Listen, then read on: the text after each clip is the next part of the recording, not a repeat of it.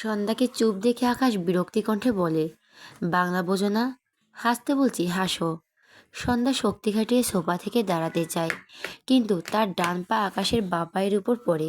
আকাশ ভুরু কুঁচকে মাথা নিচু করে সন্ধ্যার পায়ের দিকে তাকায়, এরপর সন্ধ্যা দিকে। সন্ধ্যার ব্যাপারটা বুঝতে পেরে দ্রুত আকাশের পায়ের উপর থেকে তার পা সরিয়ে নেয়। বেচারির মুখ কাদো কাদো হয়ে গিয়েছে। আকাশ আবার মাথাটা একটু ঝুঁকিয়ে সন্ধ্যার পায়ের দিকে তাকায়। মেয়েটি পরনে জামা আর প্লাজো। পায়ের গিরা থেকে প্লাজো উপরের দিকে উঠে যাওয়ায় আকাশের নজর পড়ে সন্ধ্যার পায়ের নুপুর। সন্ধ্যার দিকে চেয়ে প্রশ্ন করে, এই নুপুর কোথায় পেয়েছো? আকাশের হাত এখন সন্ধ্যার গালে। সন্ধ্যা বোকা চোখে আকাশের দিকে চেয়ে থাকে। আকাশ সন্ধ্যার গাল ছেয়ে মৃদুস্বরে জিজ্ঞেস করে, মা দিয়েছে? সন্ধ্যা দুদিকে মাথা নাড়িয়ে না বোঝায়। আকাশ ভুরু কুঁচকে বলে, তাহলে কে দিয়েছে? তোমার পরিচয় কেউ? সন্ধ্যা এবার চোখের ইশারায় হ্যাঁ বোঝায়। আকাশ সাথে সাথে প্রশ্ন করে, ছেলে নাকি মেয়ে? সন্ধ্যা হাতে রেখে আঙ্গুল দিয়ে প্রথমটা বোঝায়। আকাশ বুঝতে পারে ছেলে, সাথে সাথে রেগে বলে, বেয়াদব মেয়ে, পরপুরুষের জিনিস পায়ে পড়ে থাকতে তোমার লজ্জা করে না? সন্ধ্যা হতভম্ব হয়ে যায়। আকাশ নিচু হয়ে সন্ধ্যার ডান পায়ের নুপুর ধরে জোরে টান দিলে ছিঁড়ে যায়। সন্ধ্যার চোখ বড় বড় করে তাকায়, দ্রুত বসা থেকে দাঁড়িয়ে যায়। আকাশের নজর সন্ধ্যার আরেক পায়ে। আকাশ বিরক্ত হয়ে ওঠে, দাঁড়ানোর আগেই সন্ধ্যা এগিয়ে এসে আকাশের হাত থেকে খণ্ডিত নূপুর নিতে চায়। সামান্য ঝুঁকে দু হাতে আকাশের হাতের মুষ্টি খুলতে চায়। আকাশ শক্ত করে হাতের মুঠোয় সন্ধ্যা খণ্ডিত পায়েল ধরে রাখলো। সন্ধ্যা দু হাতে আকাশের হাতের মুঠো খুলতে চায়, কতগুলো খামচিও দিয়ে দিয়েছে। আকাশ শক্ত চোখে চেয়ে আছে সন্ধ্যার দিকে। সন্ধ্যা ব্যর্থ হয়ে আকাশের দিকে ভেজা চোখে তাকায়। সন্ধ্যার ভেজা চোখে চোখ পড়লে আকাশের দৃষ্টি শিথিল হয়। সন্ধ্যা দুহাত জমা করে রিকোয়েস্ট করে তার নুপুর দিয়ে দেওয়ার জন্য। আকাশ তার মুঠো করা হাত শিথিল করে। সন্ধ্যা আকাশের হাত থেকে তার দ্বিখণ্ডিত নূপুর এক প্রকার ছিনিয়ে নেয়। এরপর উল্টো ঘুরে যেতে দিলেই আকাশ দাঁড়িয়ে সন্ধ্যার হাত টেনে ধরে। রাগান্বিত স্বরে বলে, কার জন্য কাঁদছো তুমি? সন্ধ্যা হাত মোচড়ায়। আকাশ বিরক্ত কণ্ঠে বলে, কে দিয়েছে এটা? সন্ধ্যা অসহায় চোখে তাকালো। আকাশ সন্ধ্যার হাত ছেড়ে দেয়। সন্ধ্যা সোফার ওপর আকাশের ফোন দেখতে পেয়ে এগিয়ে গিয়ে ফোনটা হাতে নেয়। এরপর ফোনটি আকাশের দিকে এগিয়ে দিয়ে বোঝায় লক খুলে দিতে। আকাশ বুঝতে পেরে তার ফোনের লক খুলে দিল।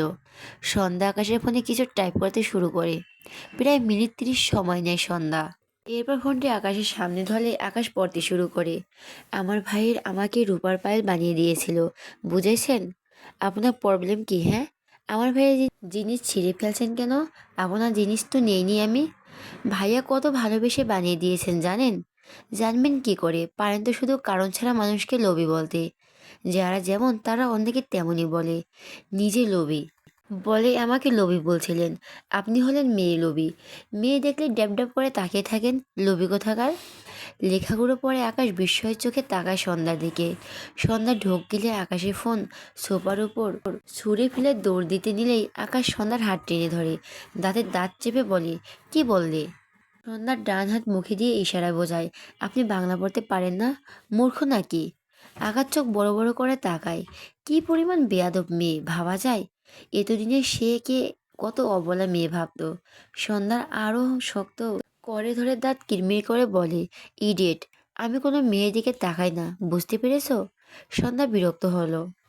তাকে দেখলে তাকিয়ে থাকে, আবার বলছে কারো দিকে তাকায় না। আকাশের হাত শিথিল হলো। সন্ধ্যা তার ঘরের দিকে দ্রুত পায়ে চলে যায়।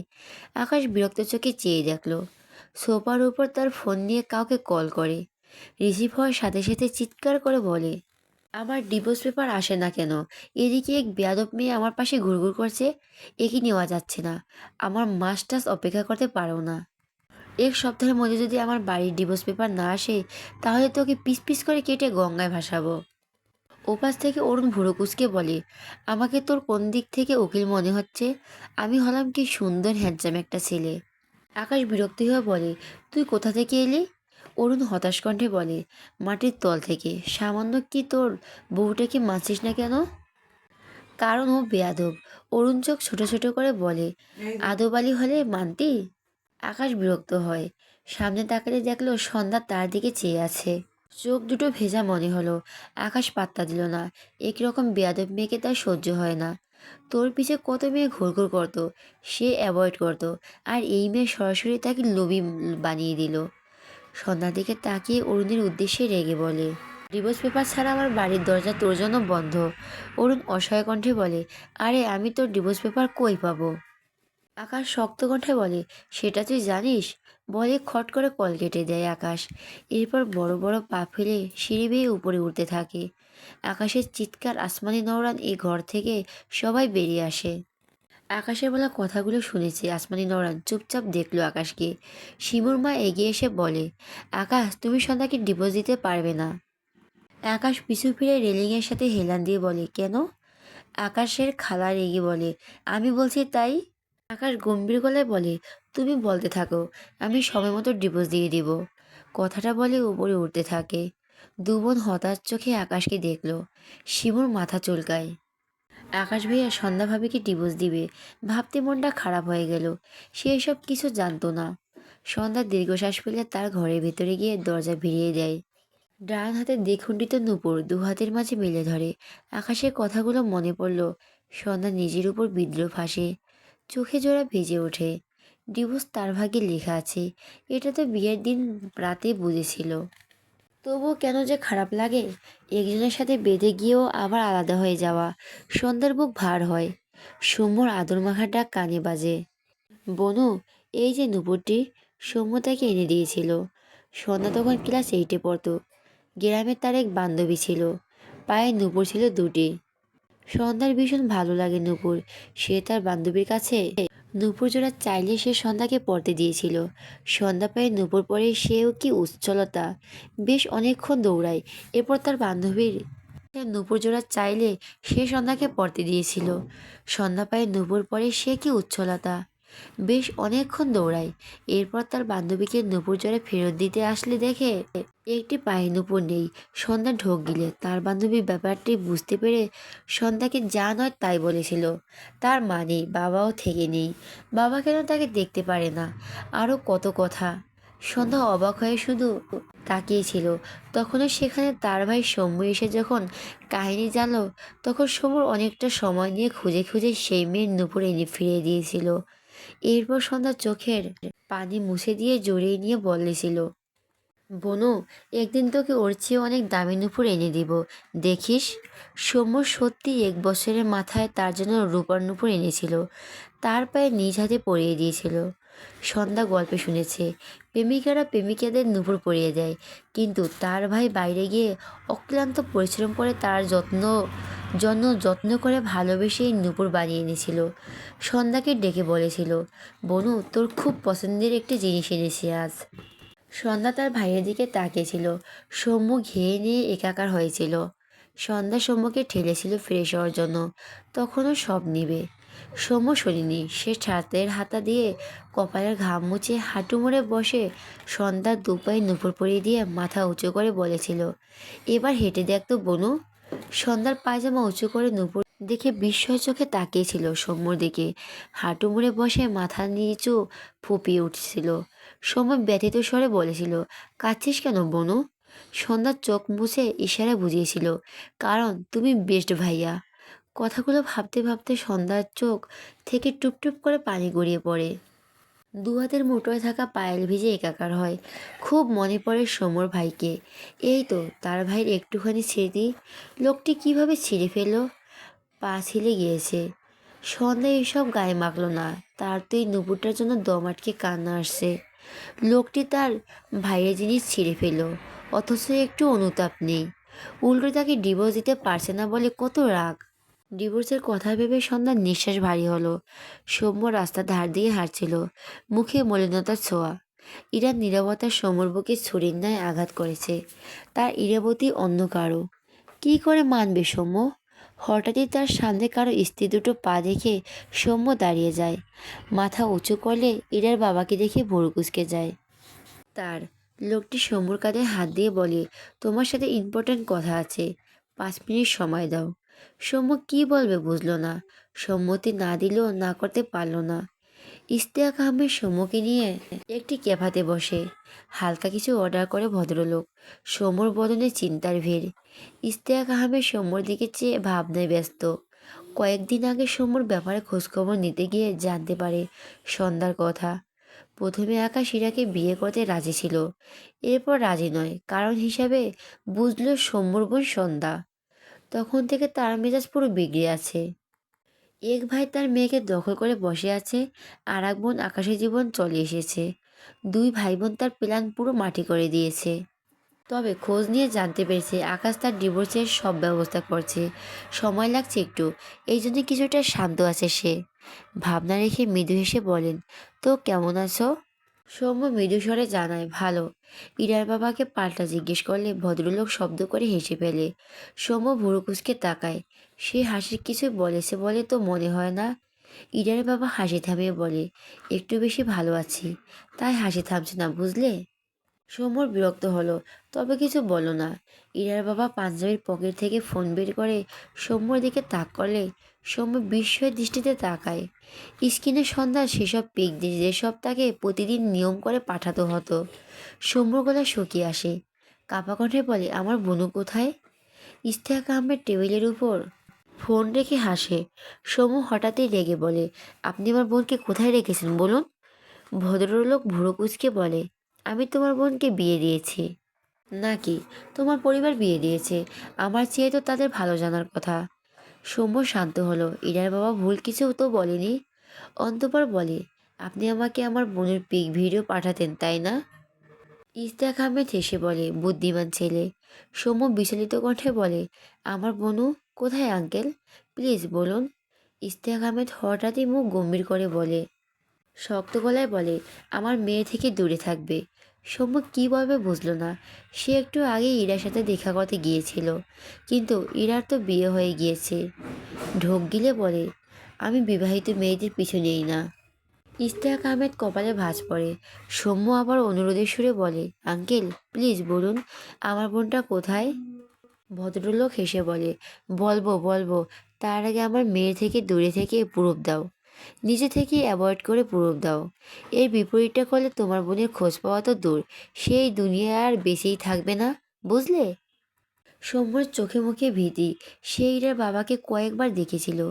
উপর থেকে ভদ্রলোককে দেখে ভীষণ সাদাসিধে লাগে, অথচ ভেতরটা কত নোংরা হলে এই কথা বলতে পারে। তার বোনটা না বাঁচলে সে কী করে বাঁচবে? এ দুনিয়ায় ওই একটা বোন ছাড়া আর কেউ নেই তার। সৌম্য দীর্ঘশ্বাস ফেলে বলে, আমি আপনার সব কথা শুনবো আঙ্কেল, প্লিজ বলুন, আমার বোনু কোথায়? ইশতিয়াক আহমেদ হেসে বলে, এই শহর ছাড়তে হবে, বাংলাদেশের শেষ প্রান্তে যেতে হবে, নয়তো তোমার বোনের লাশ তোমাকে উপহার দিব। আমার আমার এরকম উপহার দিতে বেশ ভালো লাগে। সৌম্যর দুহাত মুষ্টিবদ্ধ করলো। ইচ্ছে করলো এই লোকটার গলা কেটে একে লাশ বানিয়ে দিতে। রাগ দিয়ে সব হয় না, ক্ষমতা লাগে। যার সৌম্য নেই, কিন্তু তার সামনে বসা এই লোকের ক্ষমতা অনেক। সৌম্য জানে। ব্যতীত স্বরে বলে, এই শহর ছেড়ে দিব আঙ্কেল, আপনাকে কথা দিচ্ছি, আপনি শুধু আমার বোনটার খোঁজ দিন শুধু। ইশতিয়াক আহমেদ একটি চেক সৌম্যর দিকে বাড়িয়ে দিয়ে বলে, 15 লাখ টাকা চেক, এটা রাখো। সৌম্য অবাক হয়ে বলল, আমার মেয়ে থেকে দূরে থাকবে, তার পারিশ্রমিক। কথাটা শুনে সৌম্য রেগে যায়, শক্ত কণ্ঠে বলে, আমি আপনার মেয়ে থেকে দূরে থাকবো, এর বিনিময়ে এক পয়সাও লাগবে না। ইরার বাবা হেসে বলে, শুধু এই জন্য দিচ্ছি না, তোমার বোনকে পেতে চাইলে এই টাকা লাগবে, তোমাকে হেল্প করছি। সৌম্য অবাক হয়ে বলে, কেন? গেলেই বুঝতে পারবে। সৌম্য রেগে বলে, কোনো টাকা লাগবে না, আমার বোনকে কিভাবে আনতে হবে আমি সৌম্যর শেখ তা জানি, আপনি শুধু ঠিকানা বলুন। ইরার বাবা হেসে বলে, বেশ, তেজ আছে তোমার, এমন ছেলেকে আমার ভালো লাগে, কিন্তু পকেট ফাঁকা হলে তখন তাদের গোনার সময় হয় না। সৌম্য বিদ্রুপ হেসে বলে, আপনাদের মতো নিচু মন মানসিকতার মানুষ সামান্য কয়েকটা টাকার জন্য এই সৌম্য শেখকে গুনুন। তাই আমি চাই না, বরং গর্ব করি আপনাদের থেকে দূরে থাকতে পেরে। ইরার বাবা রেগে তাকায় সৌম্যর দিকে, শক্ত করে বলে, তোমার বোনকে পাওয়ার শখ নেই নাকি? সৌম্য নিজেকে শান্ত করে বলে, আমার বোনের খোঁজ নিন, আমি তো বললাম আপনার মেয়ের আশেপাশে যাব না। ইরার বাবা রেগে তাকায় সৌম্যর দিকে, শক্ত করে বলে, তোমার বোনকে পাওয়ার শখ নেই নাকি? সৌম্য নিজেকে শান্ত করে বলে, আমার বোনের খোঁজ নিন, আমি তো বললাম আপনার মেয়ের আশেপাশে যাব না। ইশতিয়াক আহমেদ দাঁড়িয়ে বলে, 1 সপ্তাহ পর এই খেপেতে একবার আসবে। সেদিন তোমার বোনের খোঁজ পাবে। এই কয়দিন প্রুফ দাও আমার মেয়ের থেকে দূরত্ব রাখার। দেখি কতটা সফল হও। আমার মন মতো হলে তোমার বোনের খোঁজ পাবে, নয়তো লাশ। কথাটা বলে 15 লাখ টাকার চেক সমুর বুক পকেটে রেখে উল্টো ঘুরে যেতে নিলেই সমু ইশতিয়াক আহমেদ এর সামনে গিয়ে দাঁড়ায়। পকেট থেকে চেকটি বের করে ইশতিয়াক আহমেদের পকেটে ঢুকিয়ে হেসে বলে, আমি মধ্যবিত্ত হতে পারি, কিন্তু উচ্চবিত্ত যেমন আপনার মতো লোভী নয়। ইশতিয়াক আহমেদ রেগে তাকায়। সমু মৃদু হেসে বলে, বোনের জন্য এতদিন অপেক্ষা করতে পেরেছি, আরও পারবো। আপনার মেয়ে আমার কাছে আসলে অ্যাভয়েডের উপর পিএইচডি করে ছেড়ে দিব। বিনিময় 1 সপ্তাহ পর আমি আমার বোনের খোঁজ নিতে এখানেই আসছি। ভালো থাকবেন, আসসালামু আলাইকুম। কথাগুলো বলে সমুর জায়গাটি প্রস্থান করে। ইশতিয়াক আহমেদ ভুরু কুঁচকে তাকিয়ে রইল। গত 2 ঘন্টা যাবৎ ইরা সৌম্যর বাসার সামনে এসে দাঁড়িয়ে আছে। সৌম্যর ঘরে তালা দেওয়া, কাউকে জিজ্ঞেস করলে কেউ বলতে পারে না। ইরা রাস্তার পাশে এপাশ ওপাশ পায়চারি করলো, হাঁটাহাঁটি করলো, আবার বসে বসে অপেক্ষা করলো। না, সৌম্যর কোনো খবর নেই। ইরা সৌম্যর জন্য রাত 10টা পর্যন্ত অপেক্ষা করলো। ফোনে কল দিয়েছে, বারবার ফোন বন্ধ পাচ্ছে। জায়গাটি ফাঁকা হতে শুরু করেছে। একে একটি মেয়ে আর কতক্ষণ এভাবে রাস্তায় দাঁড়িয়ে থাকবে? কতজন বাঁকা চোখে তাকালো। ইরা তবুও দাঁড়িয়ে রইল। আরও 1 ঘন্টা অপেক্ষা করলো, কিন্তু সৌম্যর খোঁজ নেই। ইরা ঝাপসা চোখে রাস্তার অপর পাশে পুরনো বাড়িটার দিকে তাকায়। জায়গাটি একদম নির্জন হয়ে গিয়েছে। ইরা দীর্ঘশ্বাস ফেলল। এখানে আর থাকা যাবে না। জায়গাটি একদমই সেফ নয়। জায়গায় জায়গায় ছেলেদের আড্ডা বসেছে। এটুকু সময়ের মধ্যেই ইরা শেষবার সৌম্যর বাড়িটার দিকে দৃষ্টি রাখে, এরপর উল্টো পথে ধরে। এই গুলশান রাস্তাটি থেকে বের হতে হবে তার। পেছন থেকে পায়ের শব্দ পেয়ে ইরা একবার পিছু ফিরল। ঢুলতে ঢুলতে কয়েকজন তার দিকে আসছে। ইরা ভয় পেয়ে দৌড়ে দেয়। দৌড়াতে দৌড়াতে মেন রাস্তায় এসে ওঠে। পিছনে তাকিয়ে কাউকে না দেখে স্বস্তির নিঃশ্বাস ফেলে এগিয়ে গিয়ে একটি বিকেলের দোকান গিয়ে অ্যাকাউন্ট থেকে প্রায় 10,000-এর মতো টাকা উঠান। এরপর আশেপাশে খুঁজে একটি হোটেল পেল। 1 রাতের জন্য একটি রুম ভাড়া নেয়। উদ্দেশ্য, কালকে সকাল সকাল আবারও সৌম্যর খোঁজে আসবে। হয়তো আজ কোনো পরিচয়ে বাড়িতে গিয়েছে, তবুও চিন্তা নয়। তার বিয়ে হয়েছে ভেবে সৌম্য খুব কষ্ট পাচ্ছে। ইরা জানে, ইরা চাতক পাখির ন্যায় মেন রাস্তার ধার কতক্ষণ দাঁড়িয়ে রইল, কিন্তু সৌম্য যে নেই। ঝাপসা চোখ জোড়া মুছে ভিতরে চলে যায়। ইশতিয়াক আহমেদ বাড়ি ফিরলে ইরার মন হন্তদন্ত হয়ে এসে বলে, আমার মেয়ে কোথায় বলুন? কি করেছেন ওকে? আপনার পছন্দের ছেলের সাথে বেরিয়ে গেল, আর ফিরল না কেন? রাত তো অনেক হলো। ইশতিয়াক আহমেদ বিরক্ত হয়ে বলে, মেয়ের জন্য চিন্তা বাদ দিয়ে রিয়াদের জন্য চিন্তা করো। ঘরে চাকু বসিয়ে দিয়ে এসে তোমার মেয়ে বাঁচবে কি না সন্দেহ। তোমার মেয়ে তো তেজ কোথায় পেয়েছে? ইরার মা সাধারণত তার স্বামীর মুখের উপর কথা বলেন না। ভীষণ শান্তশিষ্ট স্বভাবের সে, কিন্তু মেয়েটা তার উল্টো। আজ তিনি একেবারে চুপ না থেকেও বলেন, আপনার তেজ আপনার মেয়ে পেয়েছে, এটাই তো সবাই জানে। বউয়ের মুখে সঠিক জবাব পেয়ে ইশতিয়াক আহমেদ দাঁত কিরমির করে বলে, ইরার মা মৃদু স্বরে বলে, ইরা কোথায়? ও বাড়ি আসবে না? ইশতিয়াক আহমেদ গম্ভীর গলায় বলেন, আসবে। সপ্তাহখানেক সময় গেলে এমনি আসবে। কিন্তু এখন ও কোথায়? এত রাতে একা একটা মেয়ে কোথায় আছে? আছে হয়তো কোনো একটা হোটেলে। অ্যাকাউন্টে অলরেডি টাকা নেই। আমার মেয়ে তোমার মতো গাধা নাকি? ইনার মা চুপ হয়ে গেল। মায়ের মন কি মানে? চিন্তা তো লেগেই থাকে। রাত তখন 12টা কাছাকাছি। সন্ধ্যা বাড়ি থেকে বেরিয়ে আসে। তার ঘরের ভিতরে ছটফট লাগছে। আজ অনেক দিন পর সে অনেক বেশি কেঁদেছে। যদিও বাড়ি একটু ভয় ভয় লাগছে, তবুও বেরিয়েছে। আকাশ দিয়ে বাড়ি থেকে বেরোলে বাড়ির বর্ডারের মাঝে বেশ বড় একটা সুইমিং পুল আছে। সন্ধ্যা এগিয়ে গিয়ে সুইমিং পুলের পাশে বসে। মিটি মিটি আলো আসছে এদিকে। সন্ধ্যা মলিন মুখে টলটলে পানির দিকে চেয়ে আছে। আকাশ বাগানে এসে ব্যবসার জন্য কলে কথা বলেছিল খুব সিরিয়াস মুডে। উদাম শরীর, পরনে কালো রঙের ট্রাউজার, ডান হাতে পকেটে ঢুকিয়ে বাঁ হাতে ফোন কানে নিয়ে হাঁটতে হাঁটতে কথা বলছিল। হঠাৎই পায়ের তলায় কিছু ধাক্কা লাগে। আকাশ দুটো বাম দিকে ঘাড় ঘুরিয়ে তাকালো। দেখলো সুইমিং পুলের মাঝের দিকে যেন কিছু চটপট করছে। আকাশ দ্রুত কল কেটে ফোনের ফ্ল্যাশ জ্বালিয়ে সেখানে তাক করলো। সন্ধ্যাকে সুইমিং পুলের মাঝে হাবুডুবু খেতে দেখে বিস্ময় চোখে তাকালো। সন্ধ্যা দুহাত তুলে বাঁচতে চায়, নিঃশব্দে হাত বাড়িয়ে বাঁচতে চায়। সৌম্য ভাইয়ের কথা মনে পড়লো, আকাশের কথাও মনে পড়লো। একজন খুব আপন, যে তার কাছে আসে না। একজন নামে আপন, তবুও কেউ একজন বাঁচতে আসে না কেউ তাকে।